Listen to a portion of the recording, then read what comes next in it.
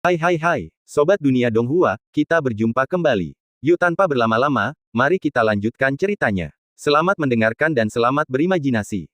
Yi Feng, yang berdiri sendirian, sangat memukau. Ia terkejut karena tidak menonjol sama sekali, dan berdiri di sana cukup lama tanpa bereaksi. Sialan, aku baru saja melancarkan pukulan, dan lawanku langsung ko. Yang lainnya juga kabur. Apakah para master peringkat ke-7 dan ke-8 semuanya pemula? Tidak mungkin. Apakah kompetisi ini sudah berakhir? Sebuah firasat buruk muncul di hatiku. Para tetua yang memasuki tempat itu terkejut dan memberi hormat ke segala arah. Saksikan semua tamu terhormat. Nona Suyao tidak akan lagi memiliki tamu untuk bertarung. Pemenang kompetisi ini telah ditentukan. Pemenangnya adalah Nona Xinlan. Kelima tetua saling memandang dengan takut dan berdiri bersama. Mulai hari ini, Lu Xinlan adalah pemilik menara Wanbao kami saat ini, yang bertanggung jawab atas cabang ke-72 Laut Cina Timur, dan memimpin semua urusan menara Wanbao.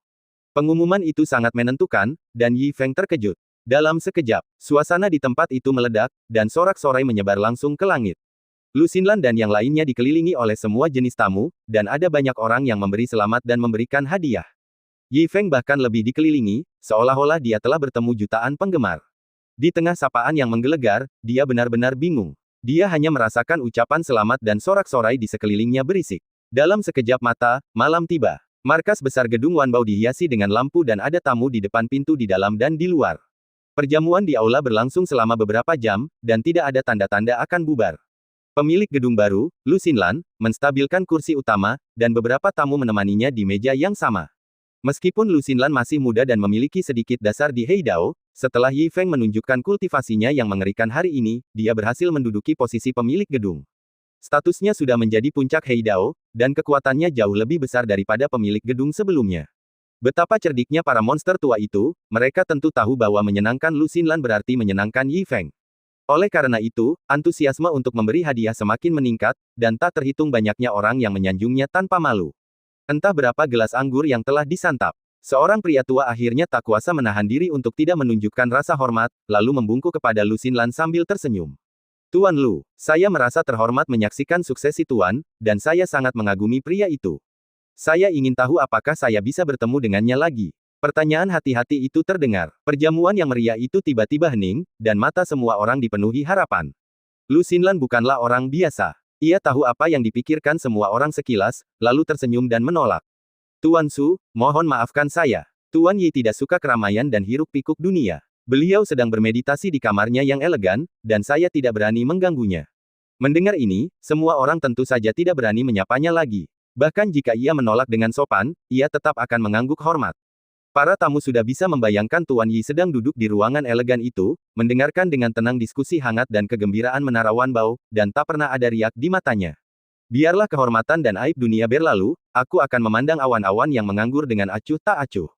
Keadaan pikiran macam apa ini? Layak menjadi Tuan Yi. Bagi orang ini, pergantian pemilik menara Wanbao mungkin hanyalah masalah sepele, dan sudah lama tak terlihat olehnya. Setelah memikirkannya dengan saksama, para raksasa yang hadir semakin mengagumi dan menghormatinya, dan mereka sangat menghormati reputasi Tuan Yi sehingga bahkan tindakan mengangkat gelas pun menjadi jauh lebih tenang. Faktanya, di halaman elegan yang jauh di kedalaman menara Wanbao, Tuan Yi Feng berbicara dalam bahasa C dan mondar-mandir dengan ekspresi tertekan di wajahnya. Rumput, rumput, rumput. Benar-benar jebakan. Guru kelas 7 bahkan tidak bisa menahan pukulan, Paman Gao. Jika ada orang lain yang menyaksikannya, mereka tidak akan bisa menghubungkan adegan ini dengan identitas sang master.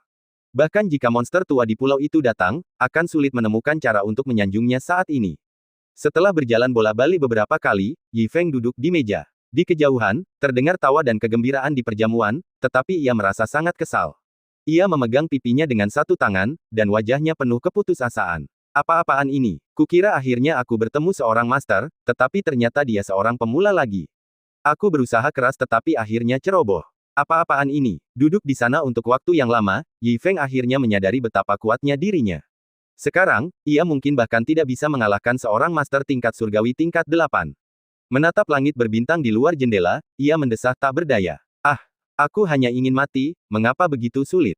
Memikirkan hal ini, mata Yi Feng penuh dengan kepahitan. Kondisi pikiran ini sungguh tidak dapat dipahami oleh orang biasa. Semua orang di dunia berjuang untuk mengejar kultivasi yang kuat, tetapi hanya Yi Feng yang merasa terganggu olehnya. Jika orang lain tahu kebenarannya, mereka mungkin akan kagum dan kagum lagi. Kegembiraan yang menggelegar dan diskusi panas menyebar ke seluruh Pulau Hitam, dan Yi Feng tampak tidak pada tempatnya. Malam ini, mungkin hanya Lu Suyao, yang pindah dari Menara Wanbao, yang bisa merasakan hal serupa. Di halaman yang tenang, Lu Suyao duduk sendirian di paviliun, tanpa banyak pelayan di sekitarnya, dan tanpa tamu setia, ia tampak sangat kesepian, sangat berbeda dari para pengawal bangsawan di masa lalu. Bahkan rok panjangnya pun berubah menjadi warna polos, memperlihatkan kesepian yang tak terbatas. Angin sejuk bertiup, ekspresi muram Lu Suyao masih sulit dihilangkan, dan ia memegang gelas anggur erat-erat di tangannya.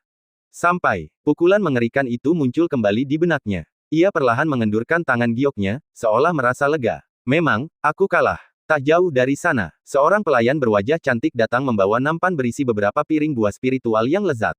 Nona, Anda harus menjaga diri sendiri.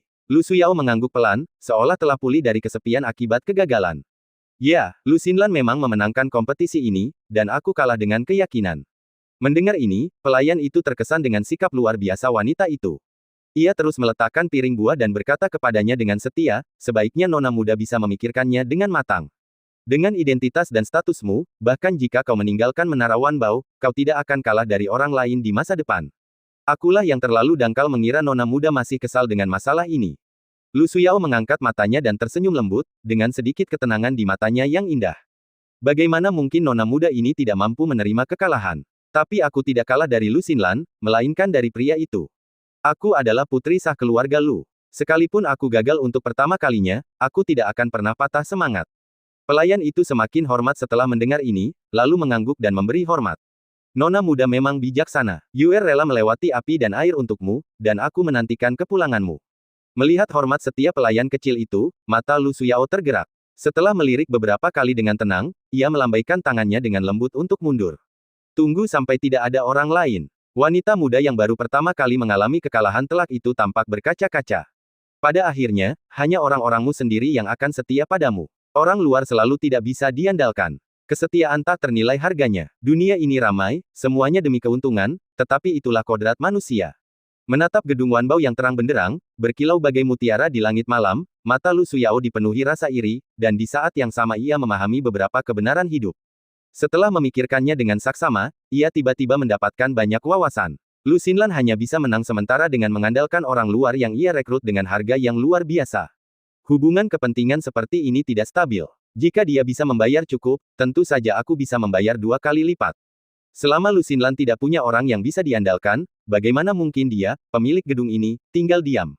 Apa yang menjadi milikku harus dibayar 100 kali lipat. Memikirkan hal ini, mata indah Lu Suyao berbinar. Bukankah ini kesempatan untuk mengubah kekalahan menjadi kemenangan? Semakin ia memikirkannya, semakin besar peluangnya. Ia tak sabar untuk mengeluarkan slip giok dan mengirim pesan. Mulai hari ini, cari tahu pergerakan tamu Lu Xinlan, terutama pria misterius itu. Jika kau melihat pria itu pergi, kau harus segera memberi tahuku.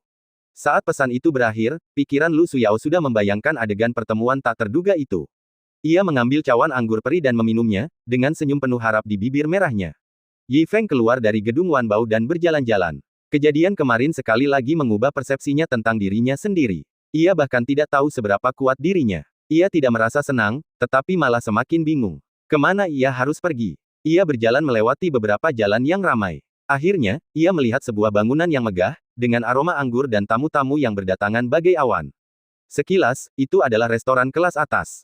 Mungkin minum anggur bisa sedikit menenangkan suasana hatinya. Yi Feng hendak melangkah maju. Namun seorang wanita datang ke arahnya dan memberi hormat. Tuan, Anda sopan. Wanita muda itu berwajah cantik, dan setiap gerakannya anggun, tetapi ia mengenakan pakaian sederhana dan tampak seperti orang biasa. Semakin ia menatapnya, semakin ia tampak familiar, tetapi ia tidak ingat di mana ia pernah melihatnya. Yi Feng menatap kosong beberapa kali, dan perlahan matanya melebar. Ternyata Anda, orang yang datang adalah Lu Suyao. Mantan wanita tertua ini tampak berubah menjadi pribadi yang berbeda. Ia muncul sendirian di jalan panjang itu, tanpa kemewahan dan kemegahan sebelumnya, dan menjadi jauh lebih biasa. Pantas saja Yi Feng awalnya tidak mengenalinya. Lu Suyao tampak tenang, dengan senyum lembut di wajahnya yang berdandan tipis. Kupikir kau akan tinggal di Menara Wanbao selamanya, dan diperlakukan sebagai tamu terhormat, dan aku takkan pernah punya kesempatan bertemu denganmu lagi. Aku tak pernah menyangka akan bertemu denganmu di sini secara kebetulan. Meskipun perilaku Lu Suyao berubah drastis, Yi Feng tidak lengah. Wanita muda ini dulunya sangat arogan, dan merupakan saingan Lu Xinlan. Ia kalah lagi darinya. Bagaimana mungkin ia tiba-tiba begitu mudah diajak bicara? Ia tiba-tiba mendekatiku, pasti ada konspirasi. Yi Feng bukan orang bodoh. Ia langsung tahu ada yang tidak beres. Ia tersenyum dan mengepalkan tinjunya secara simbolis. Ini sedikit kebetulan. Aku sedang berjalan-jalan saat tidak ada kegiatan, dan aku tidak menyangka akan bertemu denganmu secara kebetulan. Dengan statusmu, kau seharusnya tidak muncul sendirian di tempat seperti ini. Menatap mata Yi Feng yang curiga, Lu Suyao masih tampak lembut.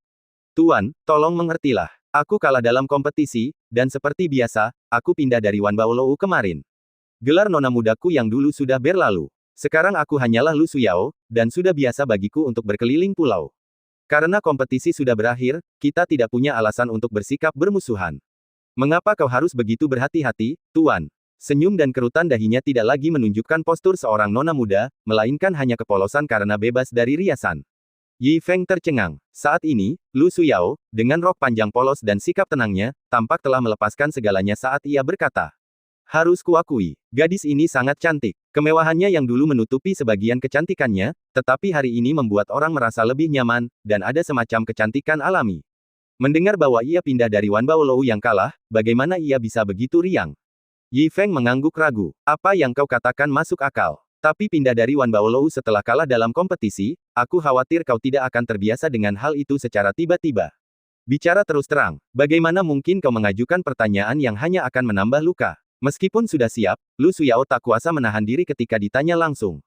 Senyumnya hampir pudar. Ia memanfaatkan waktu ketika ia bersikap sopan kepada orang yang lewat. Ia kembali tenang dan terus tersenyum sambil mengangguk dengan tenang. Tuan, kau bercanda. Jika kau kalah, kau kalah. Aku yakin, ini selalu terjadi di kompetisi sebelumnya. Seseorang harus mundur dari paviliun Wanbao. Ini takdir. Sekarang setelah aku melepaskan semua belenggu dan memiliki usaha untuk menopang hidupku, akhirnya aku tak perlu menanggung aura putri keluarga Lu. Aku merasa santai dan nyaman. Konon setiap orang punya takdirnya masing-masing. Mendengar ini, ia melihat pihak lain benar-benar memberi jalan kepada orang yang lewat. Sepertinya ia telah banyak berubah, seolah-olah terbangun dari mimpi kekuasaan.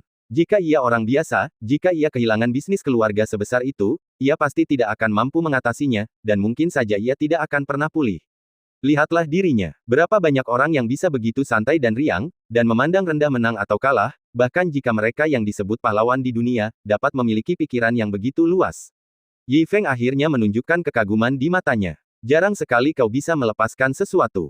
Itu tidak mudah. Sungguh sebuah berkah untuk hidup bebas di masa depan.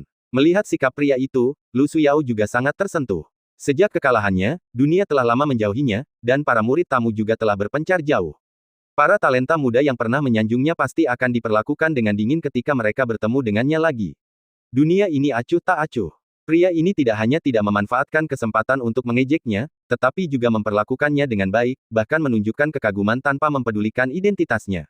Sebagai perbandingan, temperamen dan pikiran Tuan Yi lebih dari 1.000.000 kali lipat lebih baik daripada orang-orang di dunia.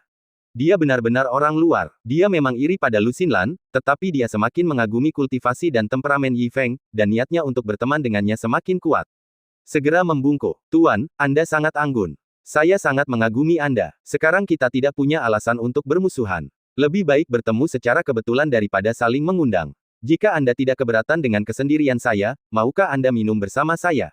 Mendengar ini, mata Yi Feng tampak penuh pertimbangan. Dia telah membantu Lu Xinlan memenangkan kompetisi, yang layak mendapatkan moralitas dan gaji 1 juta. Tidak ada salahnya minum-minum dengan Lu Suyao setelahnya. Lagi pula, dia hanya ingin minum anggur. Lebih baik ditemani wanita cantik daripada sendirian. Memikirkan hal ini, Yi Feng mengangguk setuju. Oke, setelah mengatakan ini, mereka berdua berjalan beriringan. Di bawah bimbingan Lu Suyao yang penuh hormat, mereka memasuki sebuah restoran yang indah dan duduk di ruang pribadi di lantai 2. Perabotannya sangat indah, dan layar-layarnya dilukis dengan indah dengan kaligrafi dan lukisan, yang cukup elegan. Yi Feng juga merasa nyaman dan mengangguk kagum. Restoran ini luar biasa. Lu Suyao menuangkan anggur sendiri, berbicara dengan lembut dan rendah hati. Tuan, Anda terlalu baik. Ini salah satu properti saya. Saya suka kaligrafi dan melukis, jadi saya mengirim seseorang untuk mendekorasinya. Jika Anda menyukainya, saya harap Anda akan sering datang lagi. Sebuah ucapan santai memamerkan kekayaannya. Lu Xinlan memamerkan kekuatannya, menyiratkan bahwa meskipun ia kesepian, ia masih memiliki latar belakang keluarga yang cukup untuk mencegah Yi Feng memandang rendah dirinya. Di saat yang sama, hal itu juga menunjukkan niat baiknya. Yi Feng tidak terlalu memikirkannya. Ia hanya berpikir dalam hati bahwa ia memang gadis kaya, pantas saja ia bisa merelakan segalanya, dan ia masih memiliki modal untuk cinta. Setelah keduanya mengangkat gelas, mata Lu Suyao menunjukkan rasa ingin tahu. Tuan, Anda tampaknya juga menyukai kaligrafi, melukis, dan anggur berkualitas. Dengan temperamen yang begitu elegan, mengapa Anda setuju untuk membantu saudari Xinlan? Kuharap kau tidak menyalahkanku. Karena semuanya sudah beres, aku tidak punya niat lain. Aku hanya penasaran. Kurasa kerja keras seperti itu bukan tujuanmu. Mungkin, saudari Xinlan pasti sudah berjanji. Menghadapi gosip seperti itu, Yi Feng tidak keberatan. Rasa ingin tahu itu sudah menjadi sifat manusia. Jika kalah, kau harus tahu kapan harus kalah. Tidak ada salahnya bertanya. Lumayan. Memikirkan angka astronomis 1 juta, ia mengangguk. Nona Xinlan memang berjanji dengan sungguh-sungguh. Mendengar ini, ekspresi Lu Suyao setenang sebelumnya, tetapi hatinya berdebar kencang. Seperti yang diharapkan, Lu Xinlan memang berjanji, dan pasti luar biasa bisa meminta orang ini untuk melakukannya. Sialan, bagaimana mungkin Lu Xinlan punya modal sebesar itu? Apa yang harus kulakukan? Dengan tergesa-gesa, ia menatap Yi Feng. Jika ingin membuat orang ini terkesan, ia mungkin harus menggunakan cara yang luar biasa. Ia menggertakkan giginya diam-diam. Lu Suyao sudah memutuskan untuk membakar semangatnya, dan mengangkat pandangannya lagi untuk mendekati Yi Feng. Ketika mata mereka bertemu, ia tampak sangat lembut dan menawan. Lu Suyao memperhatikan dengan lembut dan menuangkan anggur lagi. Suyao, bersulang lagi untukmu, Tuan. Sosoknya semakin dekat dan ia mulai mengalirkan kekuatan Dao Agung secara diam-diam.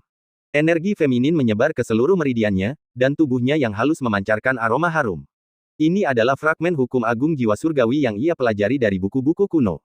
Awalnya, ini adalah kartu truf untuk menyelamatkan hidupnya, digunakan untuk memikat orang lain. Metode rahasia ini sangat mendalam. Bahkan ia baru mengolah 3 lapisan. Jika bukan karena pilihan terakhir, Lu Suyao tidak akan menggunakan kartu truf terakhir ini.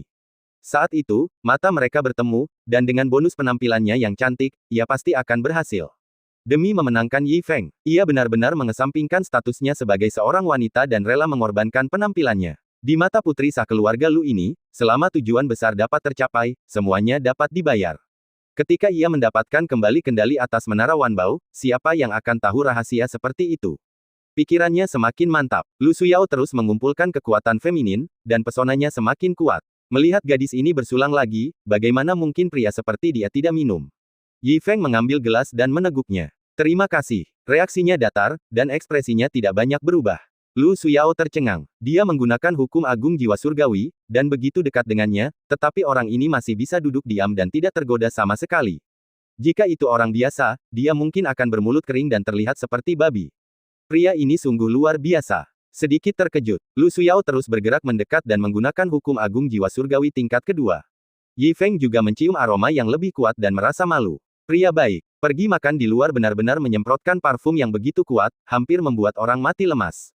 Aku khawatir dia menyemprotkan 2 kilogram. Bahkan jika kamu kaya, kamu tidak memamerkan kekayaanmu seperti ini. Apakah dia tidak takut orang lain akan mati lemas? Mungkinkah dia memiliki bau badan? Saat Yi Feng menutup hidungnya dan menatapnya dengan tenang, Lu Suyao semakin terkejut. Hukum agung jiwa surgawi tingkat kedua juga tidak efektif.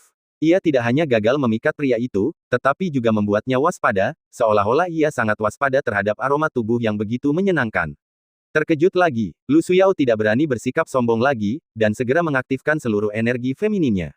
Hukum agung jiwa surgawi tingkat ketiga. Matanya menatap penuh kasih sayang. Matanya yang halus bagaikan air musim gugur yang mengalir, dan sorot matanya yang kabur penuh pesona, yang cukup untuk membuat orang jatuh cinta padanya pada pandangan pertama. Lu Suyao diam-diam menggoda hati orang lain, dan bibir merahnya membentuk senyum yang memabukkan. Keindahan di depannya lebih indah daripada pemandangan terindah di dunia. Namun di mata Yi Feng, pemandangan ini bahkan lebih memalukan daripada sebelumnya. Apa artinya mengedipkan mata? Nona Lu, apakah ada pasir di matamu? Bagaimana kalau aku meniupnya untukmu? Lu Suyao membeku ketika mendengar suara itu.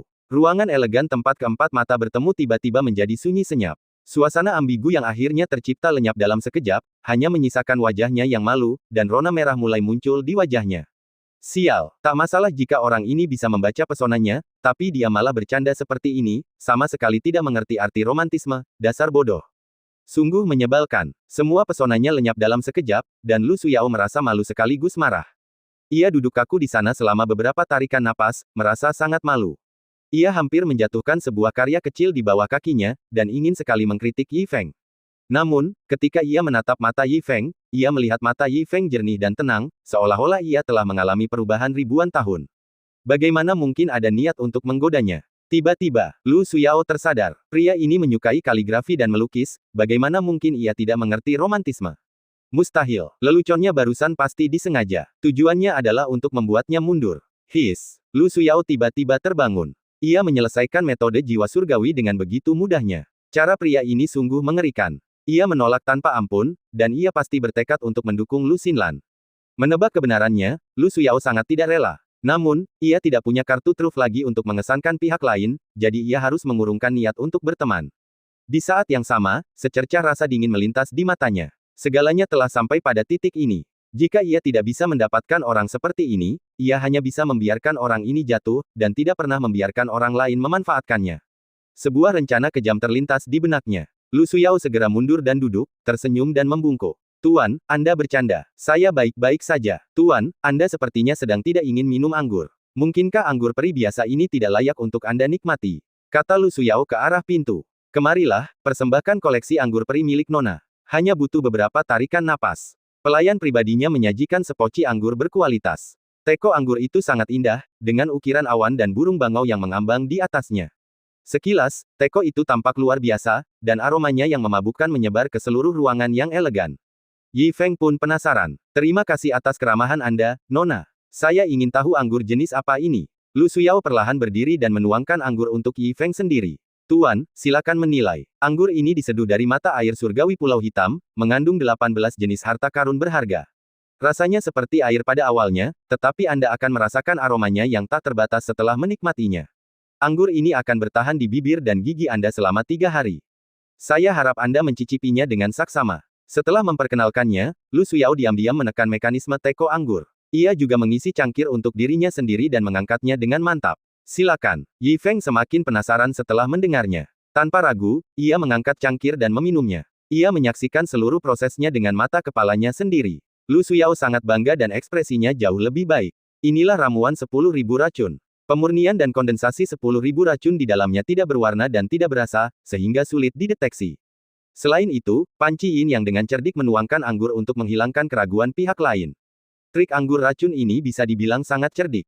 Bahkan pria ini, begitu dia meminum ramuan 10.000 racun, dia pasti akan binasa. Melihat rencananya berjalan lancar, Lu Suyao tampaknya memiliki kepercayaan diri untuk mengendalikan semuanya lagi. Tapi tunggu beberapa saat, Yi Feng tidak menunjukkan ekspresi aneh, tetapi mengecap bibirnya, tampak tidak puas. Yah, baunya enak, tapi rasanya benar-benar hambar. Nona Lu, tolong tuangkan aku secangkir lagi untuk mencoba. Lu Suyao sangat terkejut sehingga dia mengepalkan jari-jari gioknya dengan ringan dan bergumam dalam hatinya. Mustahil, meminum ramuan 10.000 racun akan menyebabkan kematian mendadak. Dapat dikatakan bahwa itu adalah racun alami Pulau Hitam. Bagaimana mungkin itu tidak efektif? Mungkinkah kultivasi orang ini terlalu tinggi dan dia dapat menekan racunnya untuk sementara waktu? Yah, ramuan 10.000 racun itu langka, tetapi karena dia akan mengantar orang ini dengan hormat, biarkan dia minum sebanyak yang dia mau, yang juga merupakan semacam rasa hormat. Lu Suyao tersenyum dan menuangkan anggur, dan matanya penuh harapan. Namun, ketika teko anggur itu habis, wajah Yi Feng masih memerah. Akhirnya, Lu Suyao tidak bisa duduk diam. Tiba-tiba ia mengambil teko anggur itu dan mengamatinya dengan saksama. Semakin ia mengamati, semakin matanya bergetar. Teko anggur itu kosong. Apakah pria ini benar-benar menghabiskan satu teko Wan Duniyang tanpa kerusakan? Apakah kultivasinya benar-benar mengerikan? Siapa dia sebenarnya? Lu Suyao sudah sangat terkejut dan berdiri kaku di samping meja. Yi Feng juga melihat gadis itu kesakitan dan menyentuh hidungnya dengan malu. Nona Lu, tolong jangan tersinggung. Anggur ini benar-benar tidak berasa. Saya tidak sengaja meminumnya. Saya harap Anda bisa memaafkan saya. Anda masih bilang tidak berasa. Apakah Anda sedang mencicipi anggur di sini? Menghadapi pernyataan Versailles seperti itu, Lu Suyao langsung mengerti bahwa anggur beracun setingkat itu sama sekali tidak berpengaruh padanya. Bagus, bagus, bagus. Seperti yang diharapkan, kultivasinya bagus. Saya khawatir tidak ada seorang pun di seluruh Pulau Hitam yang memiliki kepercayaan diri seperti itu. Kau tidak bisa makan yang lunak, dan kau tidak bisa makan yang keras. Wanita ini masih tidak percaya kau benar-benar tidak punya kelemahan. Bahkan jika ia begitu marah hingga diam-diam menggertakkan giginya, Lu Suyao terpaksa tersenyum untuk membalas hadiah itu. Tuan, kau lucu sekali. Bagaimana mungkin aku minta sedikit anggur? Karena kau tidak suka minum, mari kita coba hidangan khas pulau ini. Dengan tepukan tangan dan pesanan lainnya, sepiring ikan segar dibawa ke ruangan yang elegan. Silakan. Undangan Lu Suyao penuh percaya diri. Ikan kot es ini adalah makanan lezat yang luar biasa, dan ia juga dapat memahami kekuatan Dao Agung. Dengan harta karun seperti itu di hadapanmu, siapa yang bisa menahan godaan? Ada racun pemakan jantung yang tersembunyi di dalamnya. Cacing racun pemakan jantung memiliki 5 elemen dan 5 warna, dan ukurannya hanya 1 mm. Mustahil bagi siapapun yang belum meracuninya untuk mengetahuinya. Tanpa disadari, selama seseorang mengambil sumpit, racun pemakan jantung akan masuk ke dalam tubuh dan mengendalikan mereka. Mereka akan menjadi mayat hidup, dan akan mati di masa depan setelah menghabiskan kultivasi mereka. Di bawah perhatian penuh harap Lu Suyao, Yi Feng merasa takut. Sashimi lagi. Bagaimana mungkin orang-orang di Laut Cina Timur tidak memiliki rasa higienis?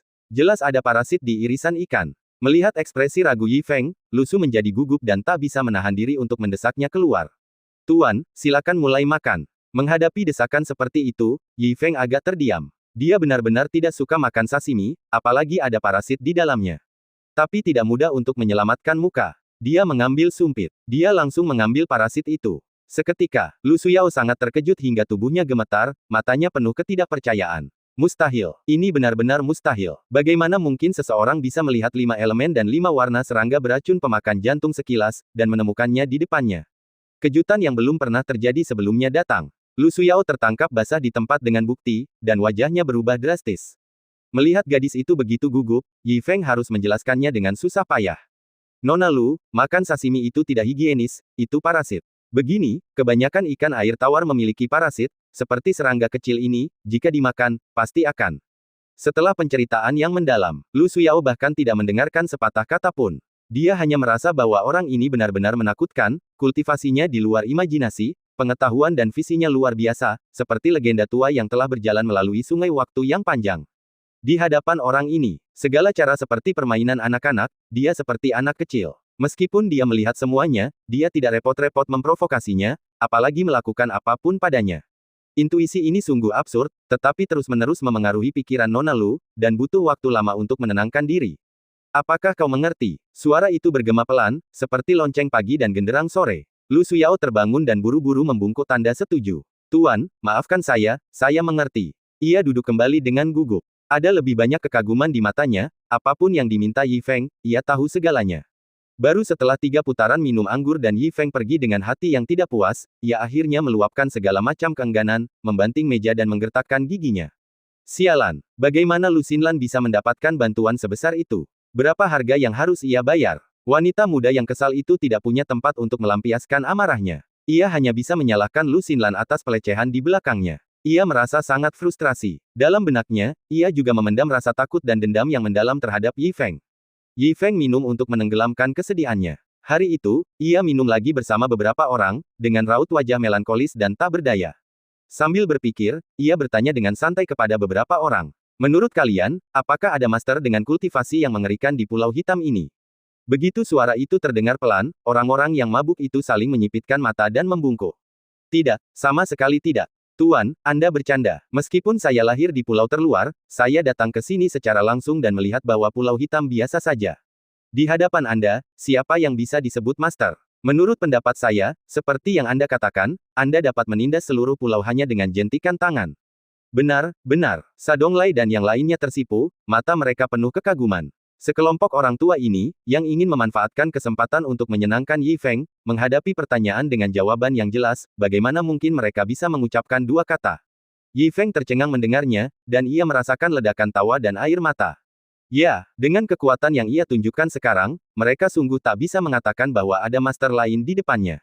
Belum lagi mereka, bahkan ia sendiri pun tak tahu tingkat kultivasinya. Meskipun kultivasi yang kuat bukanlah hal yang buruk, ia seharusnya senang memiliki lebih banyak kekuatan perlindungan diri di masa depan. Tapi jika ia sekuat itu, kemana ia akan pergi mencari kematian? Tanpa sadar, beberapa orang mendengkur seperti orang mabuk. Yi Feng menggelengkan kepalanya tak berdaya dan terkekeh. Ia berdiri dan berdiri sendirian di samping pagar berukir, matanya merenung.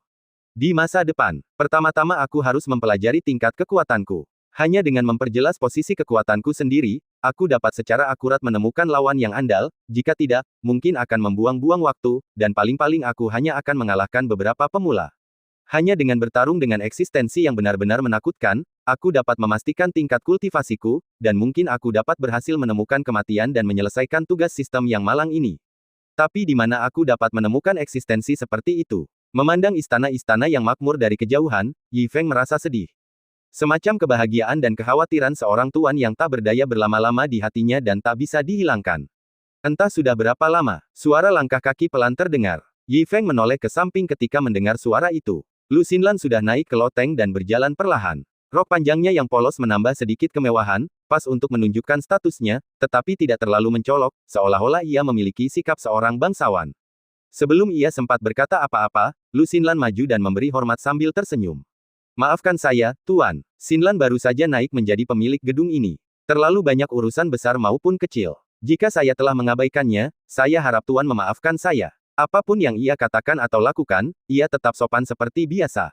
Meskipun identitas mereka telah banyak berubah, persahabatan mereka tetap sama. Nasib seperti ini sungguh berharga. Melihat ketulusan dan kedekatannya, Yi Feng pun tersenyum dan mengepalkan tangannya. Tidak masalah. Namun, saat ia melihat lebih dekat, Yi Feng menyadari alis Lu Xinlan dipenuhi kekhawatiran, dan senyumnya tidak sealami sebelumnya. Nona Xinlan, Anda tampak khawatir. Yi Feng tak kuasa menahan diri untuk bertanya. Lu Xinlan tertegun mendengar suara itu, lalu tersenyum getir. Tuan, mata Anda tajam, dan Xinlan tak bisa menyembunyikan apapun dari Anda. Ia segera melanjutkan, saya memang punya beberapa kekhawatiran. Semuanya karena hal besar yang baru saja terjadi. Saya sempat kehilangan ketenangan. Saya harap Anda bisa memaafkan saya. Hal besar. Yi Feng terkejut mendengarnya. Anda pemilik menara Wanbao. Adakah hal lain yang perlu dikhawatirkan? Lu Xinlan mendekat dan memberi hormat pelan. Tuan, Anda tidak tahu. Meskipun saya telah menjadi penerus pemilik gedung berkat bantuan Anda, sulit bagi saya untuk mendapatkan semua yang saya inginkan. Laut Cina Timur adalah sudut terpencil, dan telah menampung banyak biksu asing. Laut Cina Timur tampak sangat kuat, tetapi sebenarnya hanya mengandalkan kekuatan laut dan hidup di bawah atap orang lain. Pemilik sebenarnya Laut Cina Timur adalah klan Putri Duyung Tianlong di Laut Dalam yang berkabut.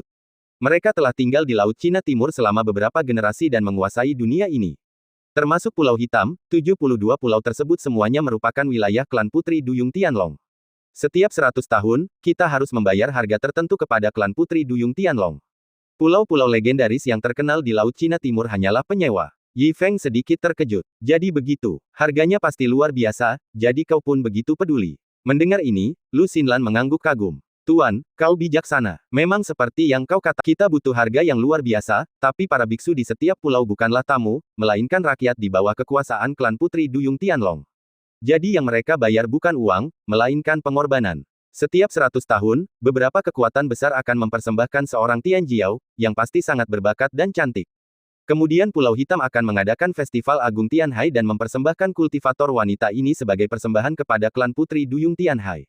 Sial, kupikir mereka harus membayar uang, tapi ternyata itu manusia. Dan setiap 100 tahun, mereka harus mempersembahkan seorang Tian Jiao sebagai persembahan. Tian Jiao ada di mana-mana. Ini benar-benar gaya penjajah, merekrut talenta-talenta terbaik.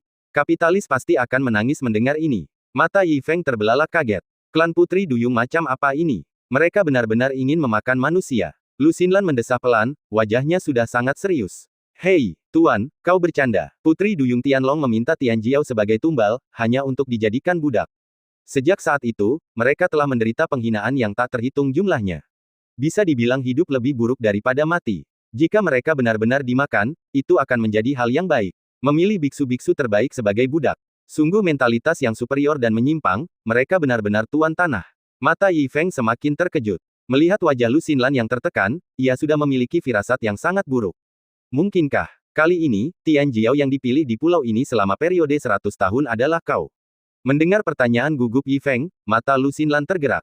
Pria ini tidak pernah menunjukkan terlalu banyak emosi, dan ia selalu jauh seperti bulan yang terang, yang membuat orang merasa tak terduga.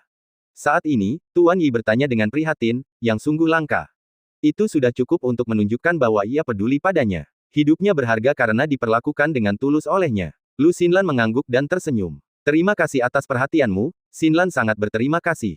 Hasil Festival Surgawi Laut Timur akan diketahui besok. Aku tidak tahu apa hasilnya. Mungkin aku, atau mungkin orang lain.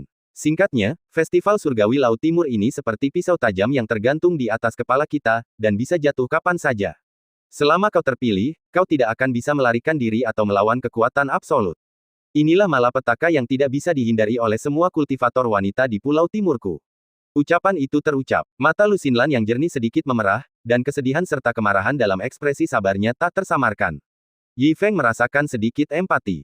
Tak heran jika para Tian Jiao di Laut Cina Timur memiliki penyakit tersembunyi. Setiap 100 tahun, mereka mengkhawatirkan bencana. Tak seorang pun bisa tenang menghadapi bencana seperti itu. Mereka berada di atas semua pulau dan memamerkan kekuatan mereka. Mereka juga harus mengorbankan Tian Jiao setiap 100 tahun. Ini sungguh keterlaluan. Melihat kesabaran dan kebisuan Lu Xinlan, Yi Feng tak kuasa menahan diri. Memang benar kau bisa tinggal di Laut Cina Timur untuk sementara. Kau bisa berdiskusi dan memutuskan harganya dengan pihak lain. Apa hebatnya Putri Duyung sampai mereka bisa memamerkan kekuatan mereka seperti ini? Seolah merasakan kepedihan, mata Lu Xinlan semakin marah. Namun, hanya butuh beberapa tarikan napas. Si cantik yang biasanya tenang ini tetap tak bisa menyembunyikan rasa takutnya. Tuan, kau tidak tahu. Putri Duyung Tianlong adalah Putri Duyung dengan kekuatan darah. Konon, mereka berasal dari garis keturunan naga asli, sehingga mereka menyebut diri mereka klan Tianlong. Mereka telah hidup di laut dalam selama bertahun-tahun. Kekuatan darah di laut sangat kuat. Bahkan banyak alam surgawi di daratan takut pada mereka. Selama puluhan ribu tahun, setiap kali Putri Duyung Tianlong muncul di laut, para kultivator manusia seperti kami harus mundur.